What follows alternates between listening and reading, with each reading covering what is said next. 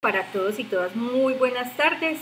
Hoy pues vamos a seguir con nuestro tema de respiración, que es el tema que estamos viendo para este tercer periodo, pero entonces nos vamos a enfocar, como ya les venía diciendo, en lo que tiene que ver con la respiración de las plantas. Ya habíamos hablado, ¿sí?, de que el proceso de la respiración lo realizan todos los seres vivos y que además es un proceso que es vital, en donde va a entrar oxígeno al cuerpo y va a salir dióxido de carbono.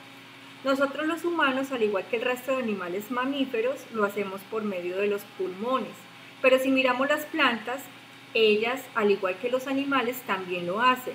Sin embargo, pues en ellas no vemos ni pulmones, ni agallas, ni tráqueas, ¿cierto? Entonces, es lo que vamos a ver hoy. Vamos a mirar cómo es que las plantas logran el proceso de la respiración. Ahora bien, algo que muchos piensan es que la fotosíntesis y la respiración son sinónimos, es decir, que son lo mismo, pero realmente no lo es. De hecho, la respiración pues es el proceso contrario al de la fotosíntesis. Si miramos la imagen, acá entendemos mucho mejor lo que sucede.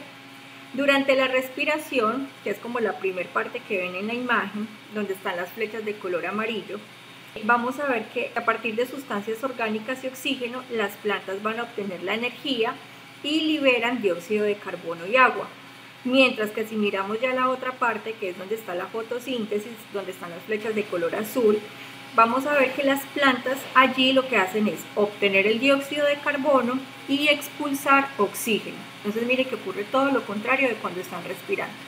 Pero entonces las plantas también tienen unas estructuras que les van a permitir respirar, o dicho de otra manera, les van a permitir hacer ese intercambio de gases, y esto es gracias a unas estructuras llamadas estomas, que básicamente son unas aberturas que son microscópicas, que están en el tejido epidérmico de todos los vegetales, especialmente pues en lo que son las hojas y en las partes verdes. Entonces los estomas se abren para dejar pasar el oxígeno hacia el interior de las células vegetales.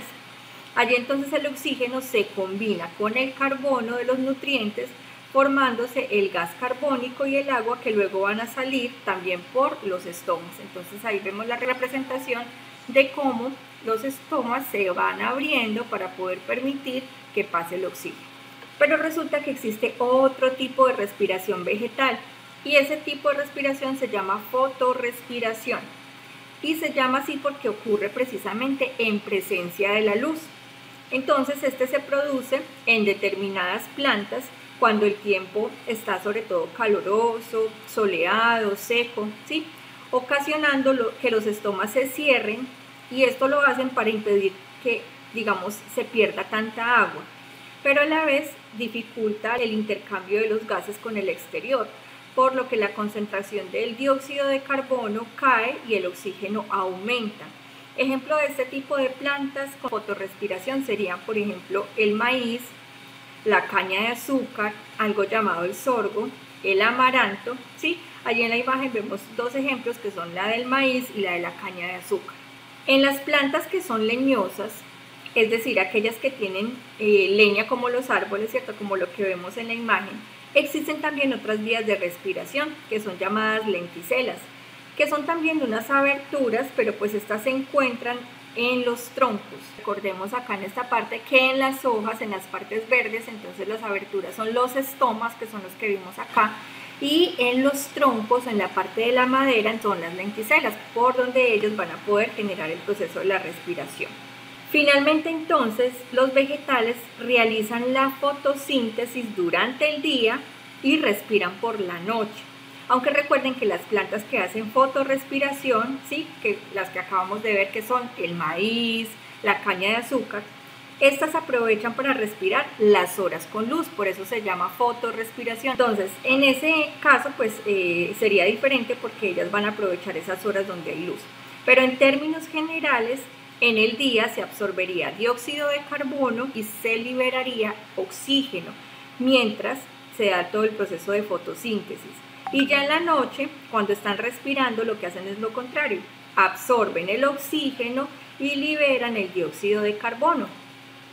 Y esta es una razón por la cual, digamos, algunas personas afirman que no es bueno dormir cerca a una planta digamos que esta podría robar el oxígeno y ser nociva durante la liberación del dióxido de carbono, ¿sí? Aunque algunas investigaciones, digamos, más recientes han dicho que esto no es cierto, porque digamos que los requerimientos que tienen las plantas de oxígeno para poder respirar no son lo suficientemente relevantes como para que nos perjudiquen.